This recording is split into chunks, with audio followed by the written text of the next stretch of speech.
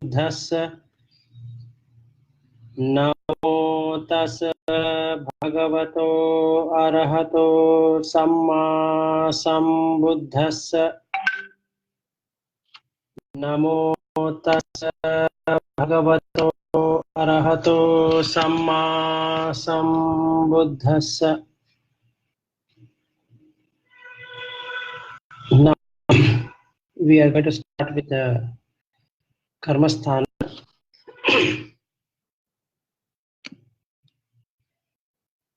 May I and all beings in all worlds be free from the fire of birth, freed from the fire of decay, freed from the fire of illness, freed from the fire of death, freed from the fire of sorrow, freed from the fire of lamentation, filled with the ultimate bliss of Nibbana, filled with the ultimate bliss of Nibbana, filled with the ultimate bliss of Nibbana. May I and all things in all worlds be freed from the fire of suffering, freed from the fire of discontentment, freed from the fire of exhaustion, freed from the fire of not getting what one likes, freed from the fire of clinging onto the five aggregates, filled with the ultimate bliss of Nibbana, filled with the ultimate bliss of Nibbana, filled with the ultimate bliss of Nibbana. May I and all beings in all worlds be freed from the suffering of samsara, freed from the disease of samsara, freed from the fear of samsara, freed from the fear of samsara, freed from the of samsara, free from the sorrow of samsara, free from the lust of samsara, free from the clutches of samsara, filled with the ultimate bliss of Nibbana, filled with the ultimate bliss of Nibbana, filled with the ultimate bliss of Nibbana. The sensual worlds are in despair. May I and all beings be free from the sensual worlds. The form worlds are in despair. May I and all beings be freed from the form world. The form worlds are in despair. May I and all beings be freed from the formless world.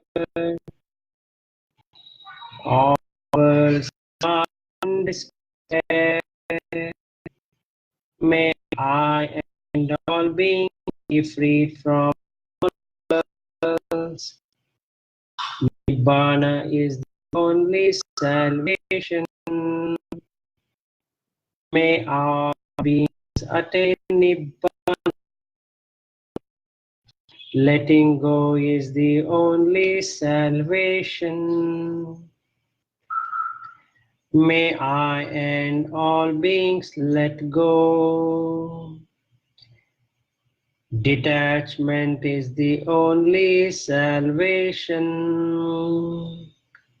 May I and all beings be detached. Being freed is the only salvation.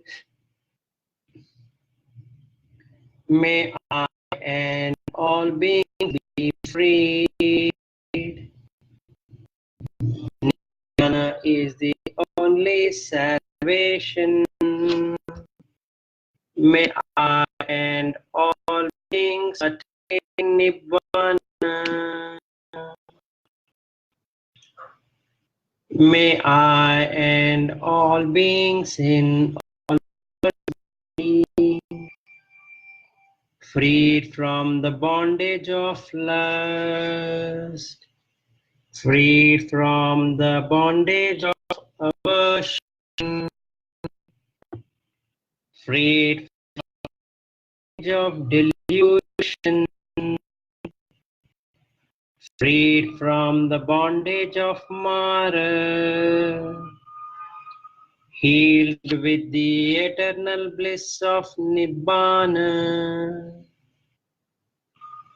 healed with the eternal bliss of Nibbana, healed with the eternal bliss of Nibbana.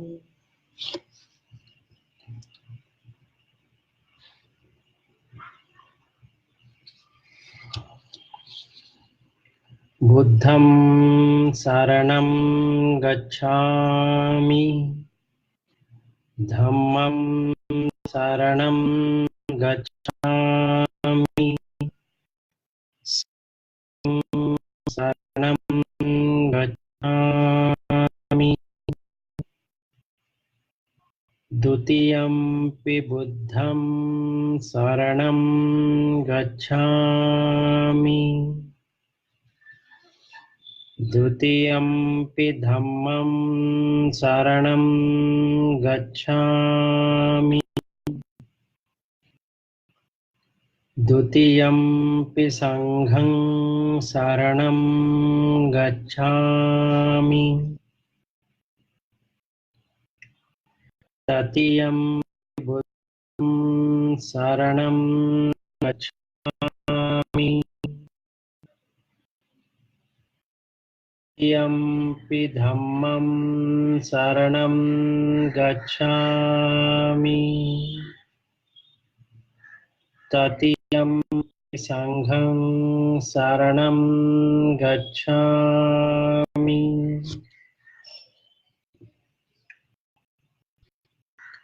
Let us all become all things in samsara to take the benefit of Buddha Dhamma. It does not matter who is delivering the discourse. Only it matters is that the Dhamma which Buddha had shared with beings in this long samsara, may they take benefit and then work towards the liberation. With that, I welcome everyone to attend to this discourse. And in case if they have questions or concerns relating to that, we can ask any particular time. And those beings who have been my father and mother in this life, who no longer exist, may they hear to the discourse and take the benefit of liberating from this samsara, or if they are going to the next life, let their next life be the best where they can associate the Kalyana Mitra at the earliest and then work towards liberation. The same to all my relatives who no longer exist,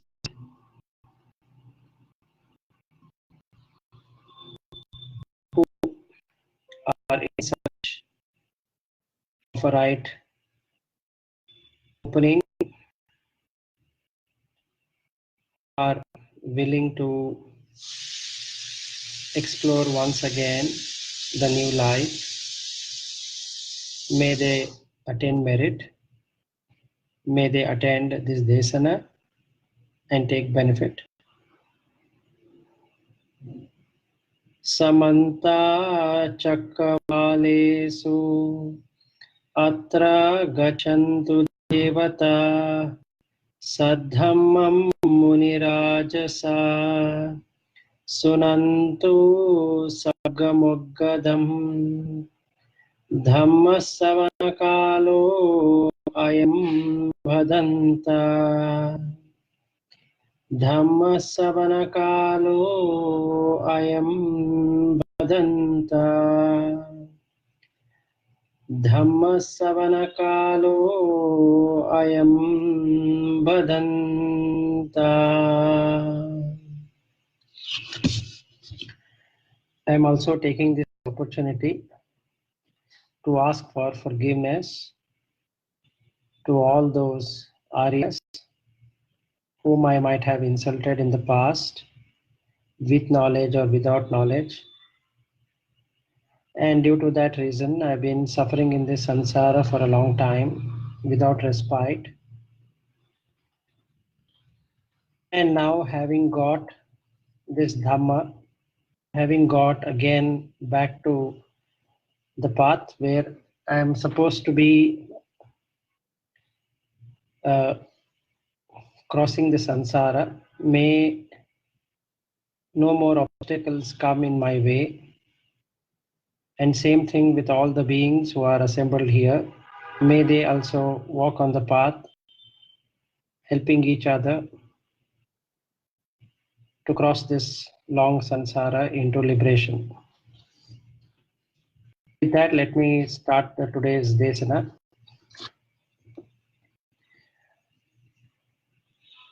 Today's Desana, I have not thought a particular topic, but then what I was thinking while coming home from work is to share some insights in terms of how one could practically implement the Dhamma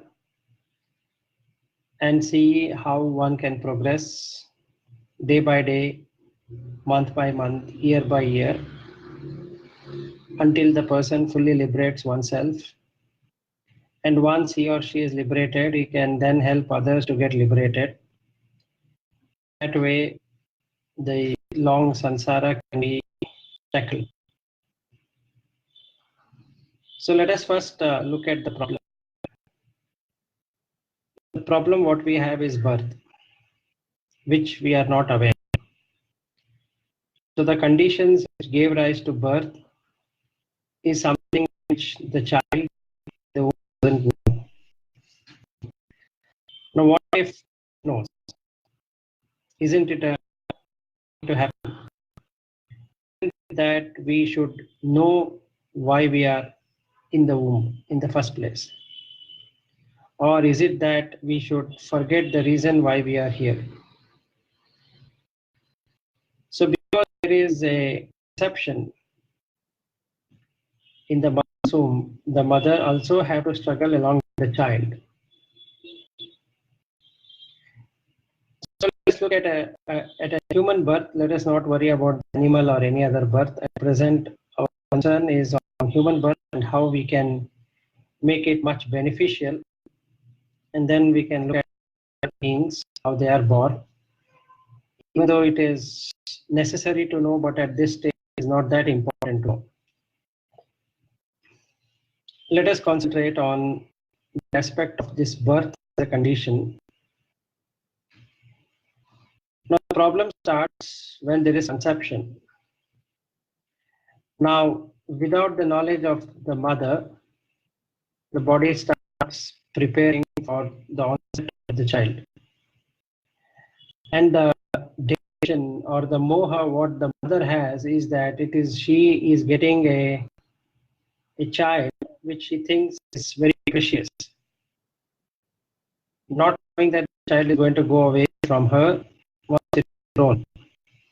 So let us now only concentrate on the aspect when she has filled with moha and also filled with raga, because there is desire to get the best of the child, and she starts dreaming. The dreaming of the mother has got nothing to do with the child which is inside or the being which has entered inside the womb. And for that matter, this mother doesn't know who this being is in the first place.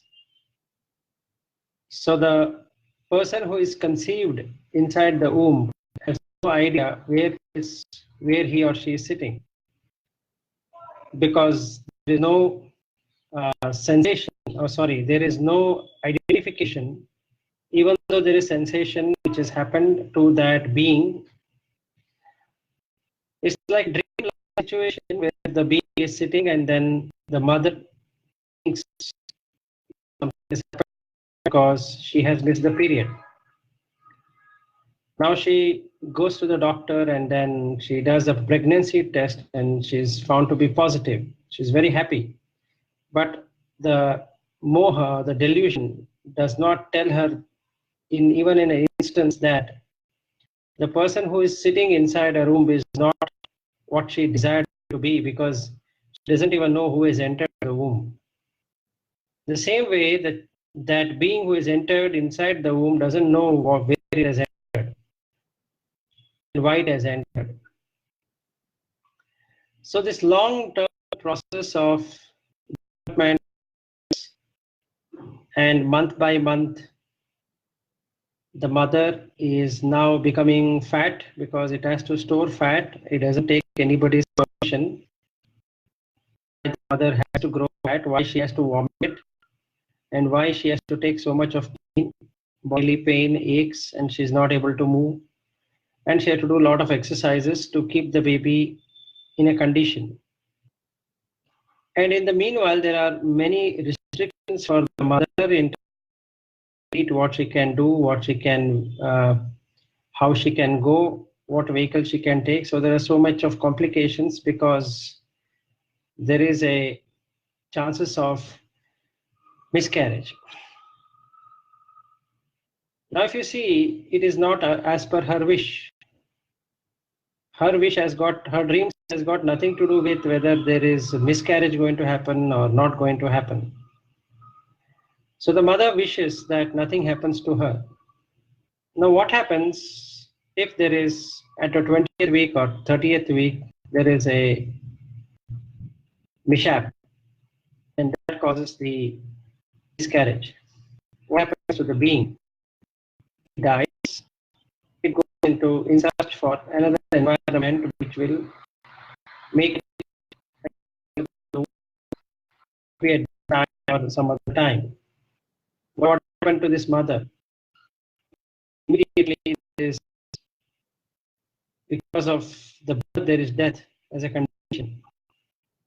And before the death as a condition, the 20-day cycle, the 20-week cycle where it is the fetus is grown. So there is jara, that is aging. So it is maybe 30 week or maybe 40 week. Like that, if we go week by week, let us say there was no miscarriage also.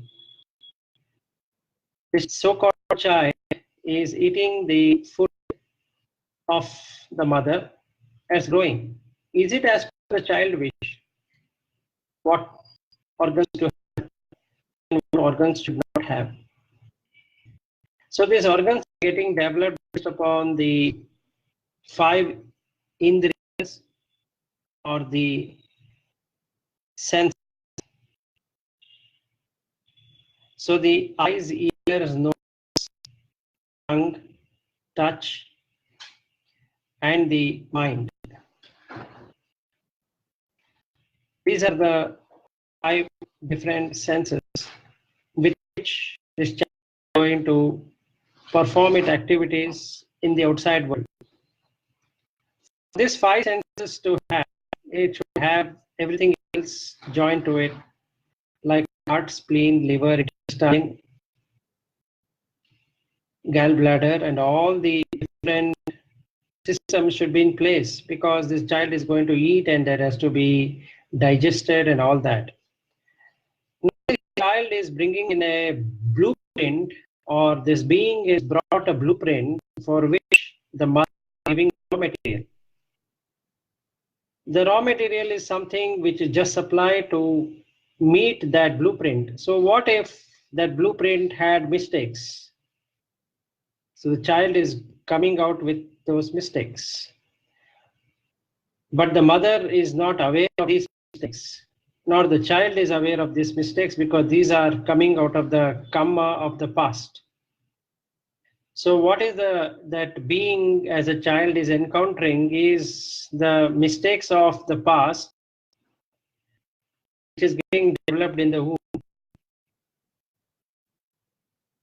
It is not getting developed because the child had to develop it that way, because its blueprint is that way, so that the child is helpless.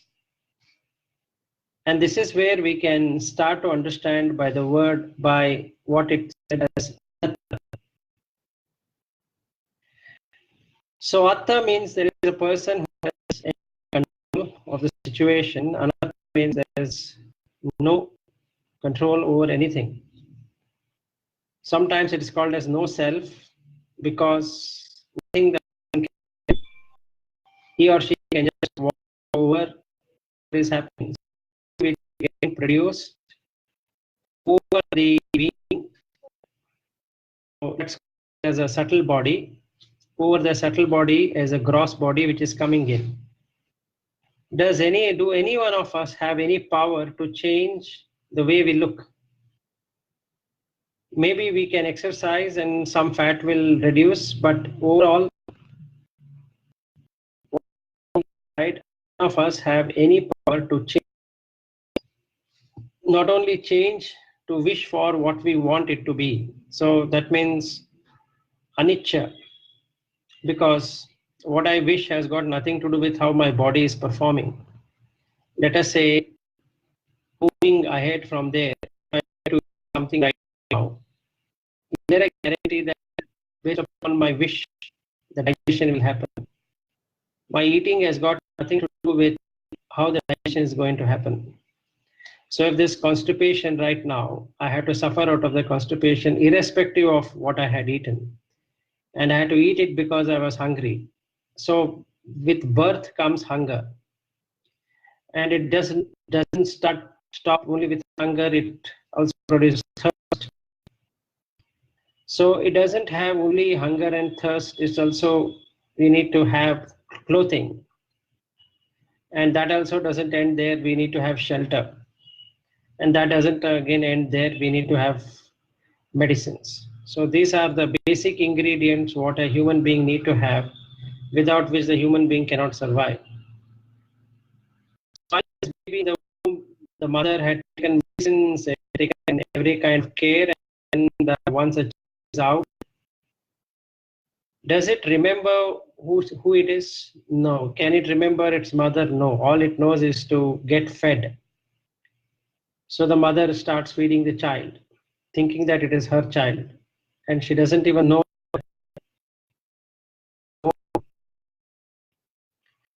And because of the rag is moha.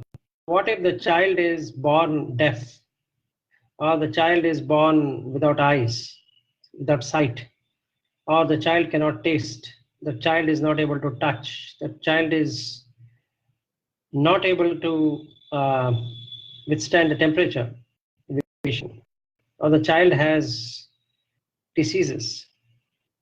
She never expected all of this is going to happen. Now this is throwing her off into a fit of rage, which is aversion. Why it is only happening to my child, or to me? What is that? So there is lamentation immediately when all of these things happen. So the birth of a condition is going to have all of this, whether somebody likes it or not. And that's the basic meaning of having this anicca in everything. So even for the breathing should happen as a child. Once a child is out, it doesn't breathe. And until unless the doctor for the very first time taps the child and then it cries and then the first breath enters into its nostril and the lungs get expanded. Till the time the child is in a hibernation state inside the womb. So whatever the mother is doing, it is doing accordingly. So it has no idea what it is doing. So now only it has to start evolving. And the heart, there's a hole in the heart which gets closed because now it is supposed to breathe. What if the blueprint of that, whatever that being has brought, has to have a hole in the heart? That means it doesn't get closed. So at that young age, the child cannot be operated. So they have to wait for a few years for it to get operated. Did the child want like that? No. Did the mother want like that? No. Can anything be done about that? No. We have a solution. That is, that mother can fix it through an operation. But can she change what was there? Can the child itself repair itself? Not possible. So this blueprint, what is being brought is the karma, or the karma vipaka, or the fruit of the karma. Having done in the past whatever it had done, it's supposed to enjoy the fruits. So one side is the bad fruits of the karma, and another side is a good fruit of karma, wherein the child is very healthy. The parents are very happy. Now the parents are happy, so the parents become possessive. They don't like anyone to touch the child. And a child also only recognizes the mother initially and then the father. So it can only recognize its own family and gets associated with more and more, and thus forgetting what it was earlier. The same thing has happened with all of us right now. We don't remember who we were in the past and who we are right now, and who will be in the future. We assume that we are going to exist in the future, knowing very well that we are going to die one day. That one day is not today, is what we are very sure of. And that is again niche. That is a condition wherein the person believes that he or she can exist, he or she can do whatever it is as per one's wish. Not realizing that whatever is happening is because of cause and effect. The cause is happening because of the karma. The effect is coming into the karma. So if we have done good in the past, everything is working out, making him or her believe that it is his or her effort which is being taken into consideration, and that is how or vanity or the I-ness will come. If he or she understands that it is not he or she which is cause of it, it is the karma which is cause of it, the person might be very humble. And the problem statement here is that this birth association starts with all of it. So the cause or pain we have to take is because we are in this condition that everything will go as per our plan. And as soon as the condition changes, we cannot tolerate if it is not as per one wish. So the dukkha satya is that the birth starts as a condition which pulls us in different direction. So this condition can be a thought, that is, whatever we design, whatever we think it should be. So the person thinks that this is how it should be, and he starts his plan. If the planning is as per happy or she is very happy and there is no complaint, and he or she believes that because of the capability what this person had, it is working. So every time it works, that's what we've been taught in the school. And that everything we are aspiring or desiring is happening in some way or other. So the child cries for chocolate, the parents get it a chocolate. Also, if the child is studying very good, the parents will then make it feel greedy or desirous that if you do this, then we will give you this. So in the quest of getting whatever the desired product or a desired material is, this child works towards that. So in the first 0 to 10 years, what the child is doing is nothing but trying to support itself. So the first 7 years, the child is trying to support itself and learning a lot of things, which we called it as intellect. So if the intellect is weak, is again part of karma, because the blueprint did not have a good intellect because of the whatever the deeds done in the past. Or let us say the person has a very best intellect, making him a very egoistic person from day one. So everything the person aspires is happening. So first 7 years, the child has learned everything about it, and then from 7th to 10th year, it is implementing it. So the first 10 years of the human life goes only in acquiring what we desire, what the child is desiring. But that desire changes now from 10th year to 20th year, where the child grows up into an adult. So it goes through various stages from a child to a teenager and then to an adult at 20. So now the desire has totally changed. What it wants to become at 10-year-old is totally different than what it wants to become now at 20-year-old. So there is bhava, becoming what it wants to become. And there is vibhava, that is, it doesn't want to become something, which the parent want it to become something, but the child doesn't want to become that. So there is conflict.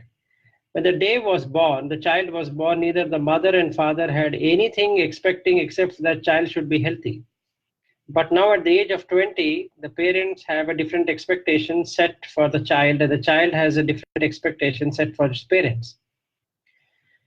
So let us say this child now wants to fight with its parents and stay separately. Did the parent desire this when the child was born? Or did they expect it to be this way? So again, anicca there. And since we don't understand the real meaning of anicca, we always have this faith that things will go as per one's liking. That's what the parents thought this child is going to be. But they fail to understand this child or the being has come into their life either to take something or give something in return. So now what is happening here is that its blueprint now says that this child has to become something. That something might not be in agreement with what the parents thought this child is going to be. Or let us say that everything is good of the parents' karma and then the karma of the child, and then the child is doing whatever the parents are saying. Again, in this case, there is nichya sanya. That is, everything will go as per one's liking. So that is what the delusion is all about. So we have this delusion, moha, that this child of mine or this wife of mine or this husband of mine will do whatever I say, and I am able to convince them to do what I say. And the same thing holds good with the child, with the parent, or the wife with the husband and the child. So as many children as a person has, so many different levels of complexity which is going to happen, because all are separate beings. They are bound together because of the karma matches, and they have to give something or take something from them. It's only transactional.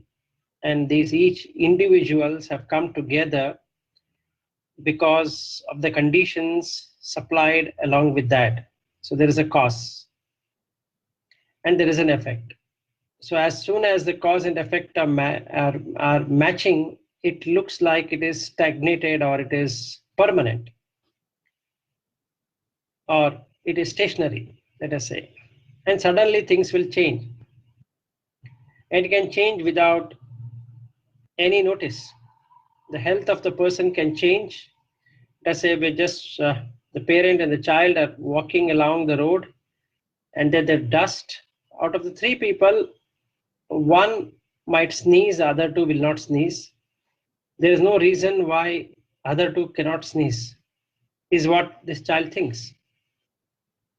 But that's not true. The condition is not appropriate for these two people to sneeze. Not that they are healthy or unhealthy. It is that the condition is not ripe enough for them to sneeze. And sometimes all the three might sneeze. So from then onwards, everything actually is dukkha. The reason being that we have to endure this pain for everything we do. So the reason why we are enduring this pain is because of asvada, which is nothing but the pleasure. So we seek pleasure in everything through these five senses. Through eyes, we would like to see the color. Through ears, we would like to hear to the sound. Through tongue, we would like to taste. Through the body, we would like to touch. Through nose, we would like to smell. And through our mind, we would like to think. So these are 5 plus 1 different ways of analyzing the outside world. And because these changes all the time, never remains even for a second the way it is, there's only dukkha as a parinama, that is as a consequence. But here we have a viparinama dukkha because we can't even say what the consequence is, because it changes so fast. Because this changes is happening so fast, it gives us a transitory nature into a permanent nature. And holding on to that permanent nature is what causes the dukkha. So since we cannot see the momentary changes, because it is cannot be seen, just like standing on earth, that is we are in earth, we cannot feel the movement of earth because we are moving along with the earth. Similarly, in our body, the cells which are moving, the blood which is moving, and each one of these parts which are moving cannot be felt because everything is moving. So that gives us a stationary view, as though everything is going very slowly or it is not at all changing. Only when the small child gets into, that is an infant gets into a child, and the child gets into a teenage, and the teenage gets into a adulthood, and from adulthood to a middle age, and middle age to old age, if the photographs were to be verified, then only we can recognize that how the changes have happened. So that means our eyes cannot really capture all the changes all at once. And we also want to see what we would love to see. So there is this gati, or the habit pattern, what has been developed, which only tries to see what it wants to see, hear what it wants to hear, taste what it wants to taste, touch what it wants to touch, smell what it wants to smell, and think what it wants to think. So there is no similarity between the other person because his gati, his karma is totally different. So the chitta, or the thoughts of that person versus thoughts of mine, let us say, are different. As long as the conditions are matching, that both are thinking in the same way, there is no conflict. But as soon as there is a change, then that turns into conflict, because either of the one have to accept to the other's view. So what if both don't want to agree to that view? Then what happens? Then there is tremendous suffering, there is dukkha. So every pleasure has the other side, which is dukkha. So these are the five senses plus mind with which we try to extract dukkha, so extract the pleasure, and ends up being in dukkha because the pleasure is so small that this endured effort does not lead to any kind of continuity, because you have to again put the same or more effort to get the pleasure. Just like somebody would like to eat a sweet, the first sweet is so tasty, but the second one, if they eat, there is law of diminishing returns. That means the taste doesn't exist the second time. So that is applicable to all senses. So if you were to see a movie once for 3 hours, and the second movie, that interest goes away in the second movie. So any of these senses through which we would like to have it as ayatana or the faculties, it loses momentum because there is a change all the time. So every moment the person, the so-called person, is coming and going, which we cannot see, which we cannot sense. So the Vedana for the Rupa is the matter or the material form of these five senses, cannot be perceived. So there is a wrong perception. So Sanya Vipallasa. Why we have a Sanya Vipallasa? Because that the Sanya, which is nothing but the perception, is totally distorted. So we have a Chitta Vipallasa, we have Sanya Vipallasa. So the Chitta is also contaminated, which is caused due to moha. And that's the reason we cannot see this Vipallasa or the hallucination or the distortion, what we are really encountering moment after moment. So it gives us opinion this person is interacting. But if you could observe the person for a long period of time, both mentally, how the person has interacted, and physically as a body, how the person is interacted, there's always a change which can be noticed after a few years' time. So sometimes we cannot recognize the person. We say, oh, are you this person? The same is a question as birth condition which had happened in the womb. Are you this person? So this question keeps on accumulating all the time. So 0 to 10 is the same question. 10 to 20 is the same question as the years. 20 to 30, again, the person is changing into different dimensions. So there is the same question, are you the same person?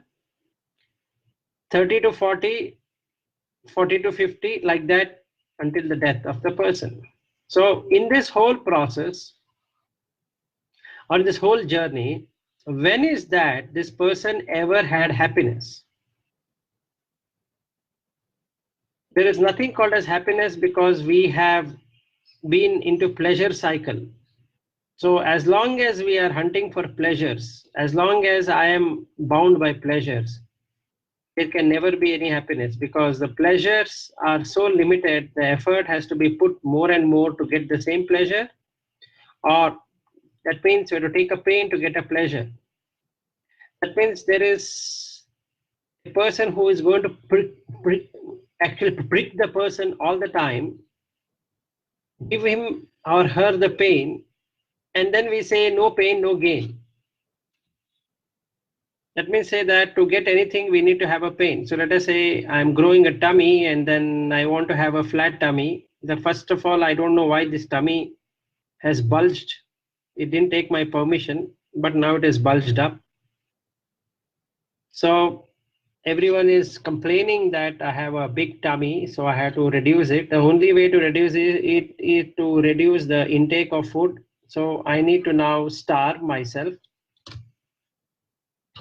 But the body is not going to listen. even though my mind says I want to starve, but then I might eat more than the starving. One. Two is that I have to do a lot of exercises, which I might not be interested mentally, but I have to have this tummy flattened. So I need to do this exercise. So that means I have to take the pain. The moment I start exercising, the abdomen is going to pain. Similarly, we can apply this to the hairs, graying of hairs. You need to apply, a person has to apply dark color, and similarly to all parts of the body. So externally we are doing it, but what do we do about internal? Can we do anything about our kidneys, liver, spleen, intestine, and all of that? That means there are 32 parts of the body plus 49 different kind of diseases. So there is dukkha. There's nothing else you can see except for dukkha. So this pleasure hunting turns out to be a dukkha. So the moment I understand this, I have understood the reason for doing it, which is nothing but attachment. The attachment has come because of the craving. So now I crave for the pleasure, for that sweet, and I want that back. But for that I need to put effort, and I might not get the exact taste which I had at that point in time. I want the same sight, what I was seeing, but now it has changed. The husband has changed, or the wife has changed, the child has changed. So sometimes the mother looks at the child's earlier photos when the child was 1 year old, 5 years old, 10 years old, 15-year-old, and now this child is 30-year-old. It's married and it has its own life, and it is not even caring about the parents. What happens to this mother? Isn't she in dukkha? Doesn't she think that why did I give birth to such a child who doesn't even look at me, doesn't even ask how am I? He is now, or she is now, so much engrossed in their family that this mother is totally forgotten. And the mother is now 60-year-old and the child is 30-year-old, let us say. And the mother has to undergo the pain all by herself. But when the child was coming out, the mother didn't have any knowledge about this is what it is going to end up with. And even if it is so, even though she has seen her own mother suffering or her own grandmother suffering, but she doesn't mind enduring herself to this pain. And she gets married. And doesn't she know that she's going to lose everyone one day? But that is what the moha does, because there is raga. So all the pleasure hunting is for that raga, because there is desire to enjoy the pleasure of the five senses. So if I were to understand the first noble truth, that there is dukkha in everything we do, then we can understand why there is dukkha. It's because of the craving for the pleasure. So this craving can come in kama, that is the sensual. Then we have bhavatanaha, that is to become something. Life after life I want to take because I want to become something. Or vibhavatanaha, that is I don't want to become something but something else I want to become. So this becoming and not becoming is a state which creates multiple lives, because I have determined that I want to become something or I don't want to become that other thing. To do any one of these three, we need to have raga, dvesha, moha. It depends on how much of that is going to be there. So there are 6 roots, just like we have raga, dvesha, moha, which is above that is lobha, dvesha and moha, alobha, advesha, amoha. So these are the 6 roots. So to understand the anicca, dukkha, anatta in great detail, the person should at least have the capability of a dvihetuka or a tihetuka, that is having all the 3 roots of amoha, advesha and alobha. This is the tihetuka. Hetu is the cause. So the person should have developed the panya in his previous lives to understand anicca dukkha anatta to a greater degree. And if he were to understand anicca dukkha anatta, then he can understand the third noble truth, which is the cause of the suffering. Until unless the person can penetrate through into the tilakkana, it is very hard for a person to see dukkha in everything. He would see it as sukha, because that is again a vipallasa or a distortion. So in his chitta, every pain is a pleasure, because that's what he or she has been tuned. Because that's the reason he was born in that particular family, to carry it forward, because that is how his karma matched at the time of conception. So he or she is supposed to take over from wherever they had left the previous duties. So they're continuing on that. So there's no point in arguing with somebody, because their karma is different. So once the person were to discuss and find out that he or she is ignorant and he or she cannot understand, there's no point in fighting. It is better to say that, may you get a chance to understand the truth. And that is how the compassion works. Because now I need to be very compassionate with those people also who don't understand, because that's how their karma is. It's not their mistake. It is the karma which is causing them to endure that pain, and for the pain, for the pleasure, what they're going to gain. So I can only hope that they gain the pleasure, whatever they are choosing it to be. In that way, there is an unconditioned love, which will then make me understand the Four Noble Truths, the Noble Eightfold Path. And that is how the Samma Ditti, Samma Sankappu and all that will work. So basically, if I don't understand the Jati to Jara Marana Soka Parideva Dukkha Do Manasa Upayasa, as an experiential in everything I do, right from a breath. So if you were to observe the breath right now, as a breath is entering in, there is Jati, the birth of the breath. And it stays for hardly a millisecond and it comes out. So there is Jara, Marana, and now there is Soka. Now you might think that, what is there to be a Soka about the breath?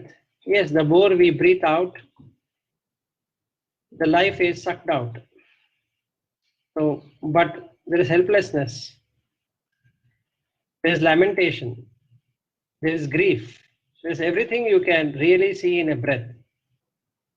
So as the breath is entering, it is cold, but as the breath is coming out, it is hot or it's warmer. So the body warmth is going away. What can be done? Nothing can be done. So it's helplessness. So it's anatta. Yeah, there are exercises like pranayama where a person can hold the breath for some time. Yes, there can be extension, but you cannot hold it forever. The person can never hold it forever. So the natural way is that your breath comes in, the breath goes out. So trying to manipulate the breath is not going to help in any way at all. It might increase the life, but it doesn't increase, it does not in any way remove the pain, remove the dukkha, just because I am doing some yogasana or yogic exercises or postures. These days there is mushrooming classes and institutes or yoga clubs which are coming across the world, which teaches only physical side of the yoga, to look smarter, to look healthier. But that doesn't bring out how the dukkha will go away, how the bodily pain will go away, how the mental pain will go away. So the person is in mental grief, agony, because Somebody is able to do exercises much better and he or she is not able to do it. So there is comparison which causes the agony on one side. Other side, he or she has to torture the body, which is again a pain. So there are pains to be taken, which is nothing but dukkha. So one is a mental pain and one is a physical pain. So if we see Rupa Anicca, because now the Rupa which I'm seeing outside is not as because I wished it to be like that. So I see an enemy coming in. What I can do about it? It's not as per my wish. Yes, the moment I see him, my blood pressure raises or my heart thumps. And that I didn't want it to happen. But it is anicca, not as per my wish, or my wish has got nothing to do with whether that person is going to come in front of me or not. Similarly, the conditions which are happening around me is not because I wished for that condition. So let us say it is raining heavily, is not the condition what I expect it to be. Yes, I am okay if it rains when I am at home. But what if I am on the road? So I don't mind others getting wet, but I don't want to get wet. So there is always the self-fulfillment I want to have. So it is raining, let us say. It's not raining because I wish the rains. It has got nothing to do with what I wish. So if it has to rain, the conditions has to arise for it to rain. And if we call it as a drought condition where there is no rain. So I might wish for water, but there is no water to drink. Now what happens? This condition is not there. So what will happen to me? I will die of thirst. There is no food to eat. Because again, a drought as a condition. Now what happens? I don't even have money to buy the grains. Then what happens? I'll have to starve to death. So I am alive not because I wanted to be alive. The conditions are making me to be alive. I am not hungry because I wanted to be hungry. It's the condition which is that food which had been taken some hours ago has got digested. That means it has changed. So actually what has happened is that the whole body has secreted it. That means it no longer exists. So the condition is changed. So I cannot say I'm the same person which I was there 4 hours ago because the food is now digested. When it is digested, it means the person is new.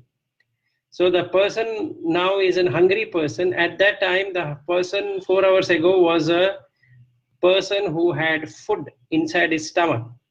So there is birth of the condition, that is hunger. Food was given to the body. So that is another condition. Then the digestion process is another condition.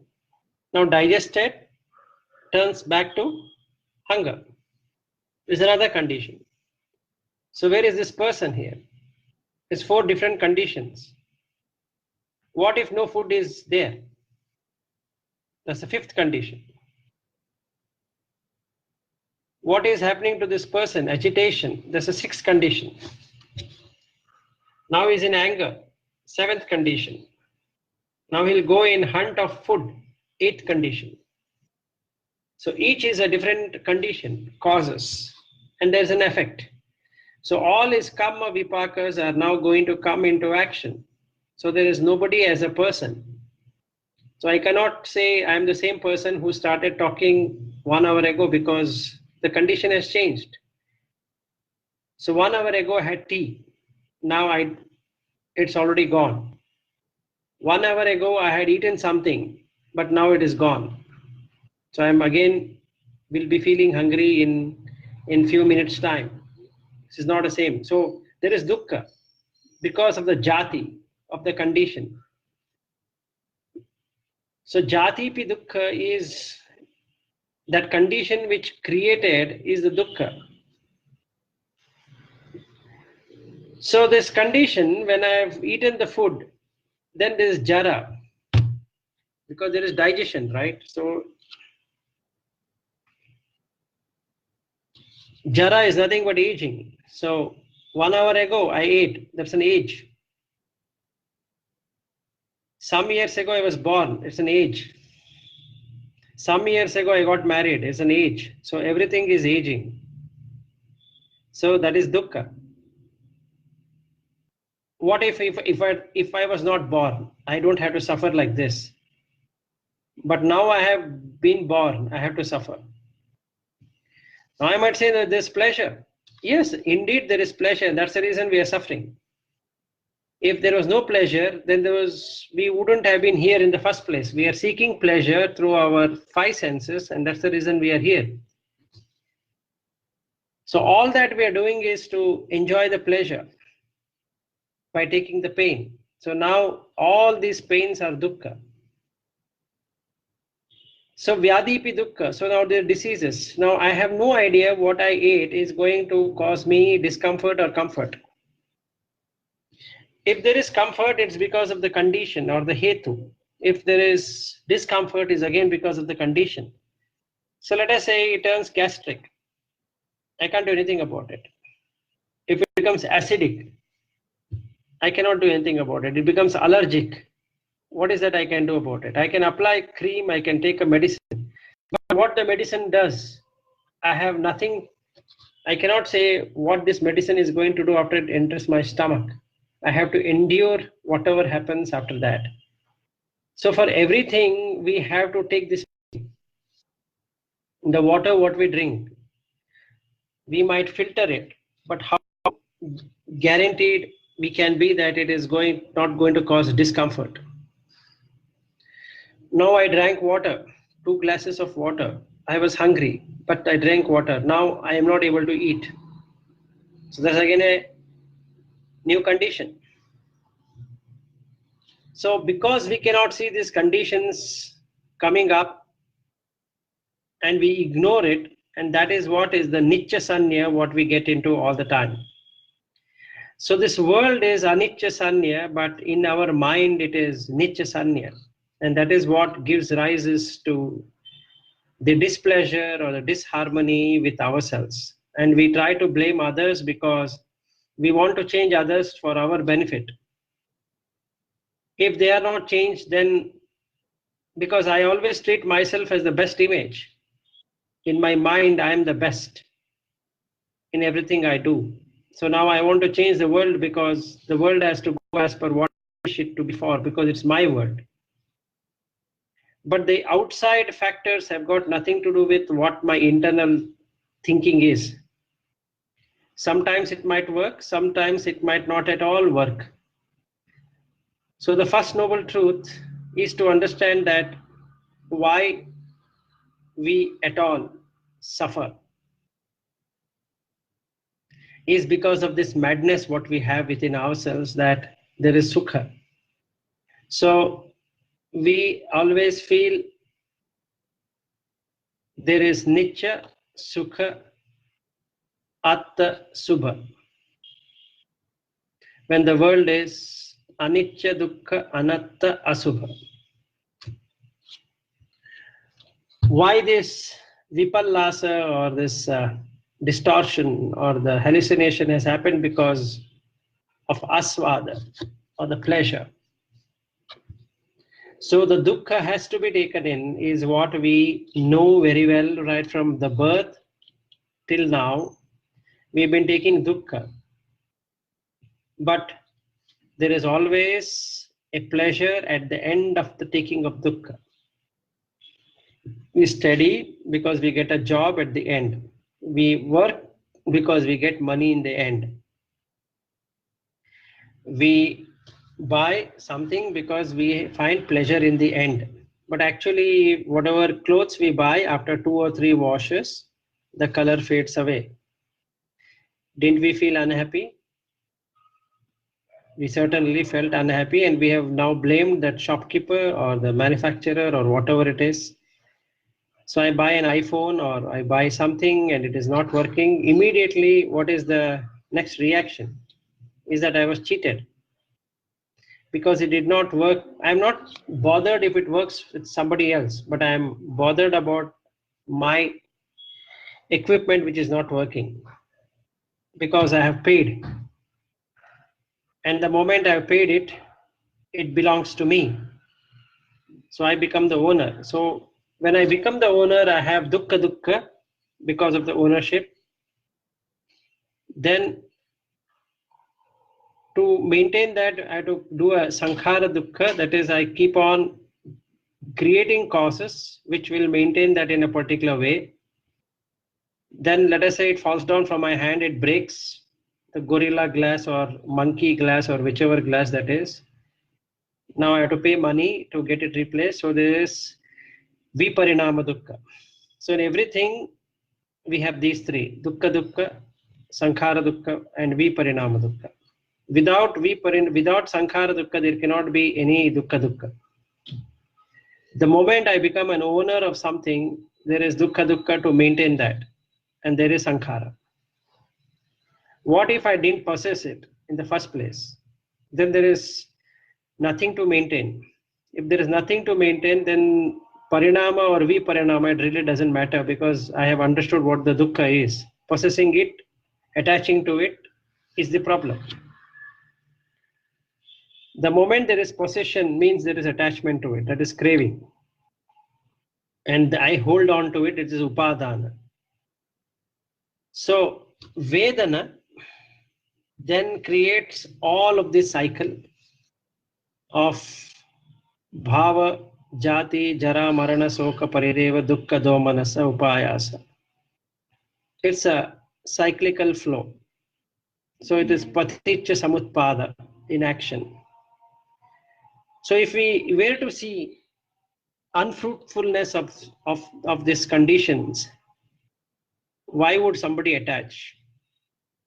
But since we cannot find the unfruitfulness of these conditions, we tend to believe that it is true. Apparently, it seems to be true, but in reality, they are not true because that is hallucination, what we have created, which is the vipallasa. So there is ditti vipallasa.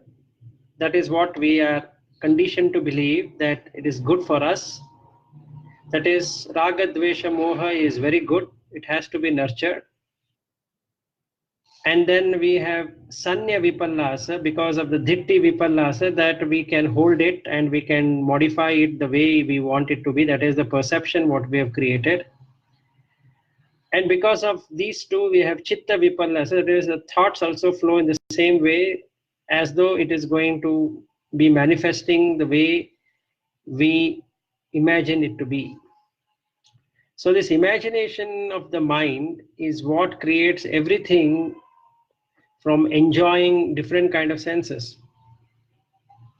So we require televisions, we require computers, we require all kind of equipment, we require all kind of conditions. We want to visit a lot of places. We want to eat in different restaurants. We want to sleep in different hotels. So all of these are because of ditti vipallasa, sanya vipallasa, and chitta vipallasa. Because I could not see the dukkha in any one of them, I could only see sukha in all of them. And because of these conditions which keep on changing, I want to change the world. And that is the madness with which I am in this place as birth. And I believe that I'm going to, let us say, die at the age of 100, because I've been told that I'm going to live 100 years. Doing what, I don't know, but I've been told I'm going to live for 100 years, and I wish to live for 100 years. But 100 years is a finite year. There is no infinite. So I don't mind enduring myself with all kind of diseases just to survive till 100 years. Because I know there are hospitals which can cure me. Knowing very well they can fleece me, there's no cure, but I still feel that, okay, I'm earning a lot of money because I need to support myself during my old age. Now, who likes to get old? No one. But we are getting old. Nothing can be done. Because as long as we breathe, so long we are going to get old. Now, nothing can be done to hold the breath either. So this conditions, as long as it functions, the effect is going to be there. No matter what comes, the effect seems to be either in a positive way or in a negative way or in a neutral way. So the Vedana can here be a Sukha Vedana or a Dukkha Vedana or a Adukha Asukha Vedana. So this is where the Vedananupassi Viharati, that is, the person looks at the Vedana and then can understand the cause of the Dukkha. So the Satipatthana here is that we start with Kaya, understand the Vedana, understand the Chitta, and then understand the Dhamma, how these operate. So in that way we have done Samma Sati. And that gives us the Samma Samadhi of getting into the jhana, the first jhana, the second jhana, and third jhana, and fourth jhana.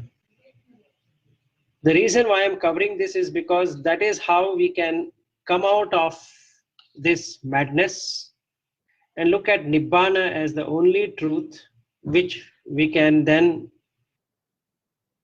embrace. So attain Nibbana, we need to first remove the self, because the self is a condition which is caused by Rupa, Vedana, Sanya, Sankhara, and Vijnana.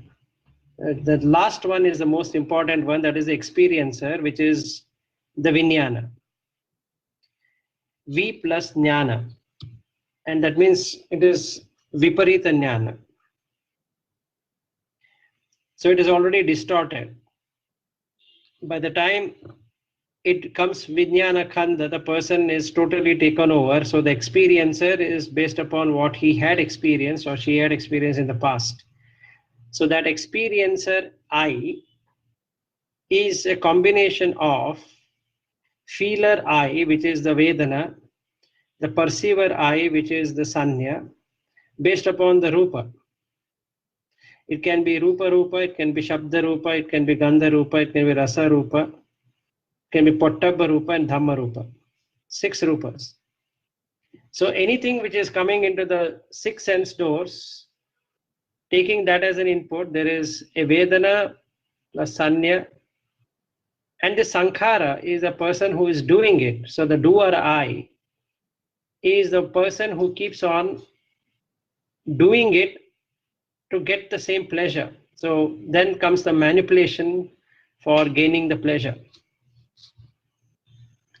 As and when we start manipulating, we don't mind getting into the Dasa Akusala Kamma. So we can do 4 by Vachi Sankhara, that is the speech, 3 by Kaya Sankhara, and 3 by Mano Sankhara. So this is how we end up being working in the 10 Dasa Akusala Kamma. So the unmeritorious deeds is the first thing if we were to remove, because we have seen that everything is in a way a pain. So why cause more discomfort, and why not leave this Dasa Akusala Kamma and then make it as a Kusala Kamma? So we're changing the Gati, basically. So when we start changing the Gati, the Kamma becomes inoperative because the Chitta is changing now. So that is how we can go from bondage, that is Bana, to Nibbana, which is unbinding it.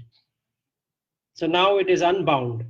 From being bound to the samsara, to the unbound of the samsara, and that is liberation. So that's the reason the Nibbana is the only Sukha, Parama Sukha.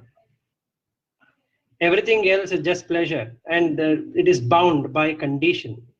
So when we talk about what is this conditions, is you have to feed a certain condition for certain things to work. So there is nothing else, nothing in this world which is not conditioned. Everything is conditioned. Only the Nibbana is unconditioned. And going to the unconditioned from conditioning is liberation. So with the anicca or anatta, either as a starting point, we can get into this unconditioning. So the tilakana is the starting point. More than anything else, if not getting deeper into any of the Dhamma topics, only this tilakana is sufficient for a person to become an arahat, because that's all what is required to get out of the samsara. Because once he or she stops anticipating or expecting pleasure from the senses, the ayatanas become the indriyas, and indriya can create the bala, starting with sati indriya, panya indriya, and the other three different kind of indriya like virya. So that is how the 37 factors of enlightenment, bhujanga factors, can be encountered by the person while he is getting liberated. So understanding the first noble truth, penetrating it, what's the meaning of dukkha, that the jati of the condition is what is the starting point for anything to experience. The idea is the jati. The event is another jati. So like that, we can investigate on each of the jati which is coming in, and ultimately all of this will disappear. So another way to look at is udaya vyaya jnana. There is upada titi bhanga. So that again is a phenomenon what we can see. So the breath is coming in, it is staying for some time, very little, but yes, it's still staying. That is the nibbana, because staying. Then there is bhanga, but since it cannot stay for a long time, it's bhanga, so it is conditioned. What if you don't have to breathe? That's nibbana. What if you were to be unconditioned? That is nibbana. So isn't it right that all of us should work towards nibbana, that is coming out of the conditions? So this is something what we need to deeply contemplate or deeply think and get out of this samsara. I think for today I will end it here, and we can continue on the same next week. Any questions?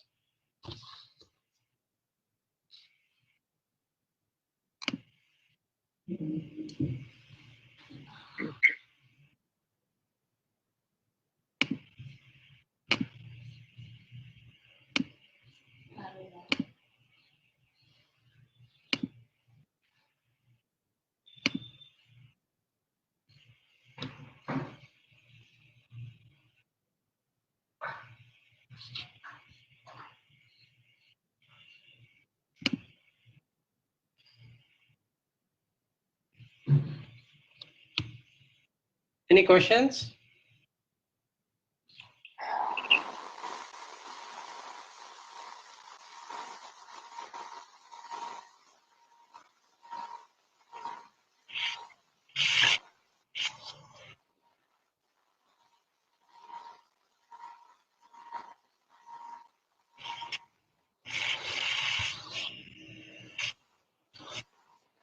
Okay, so if there are no questions, I would like to end the sermon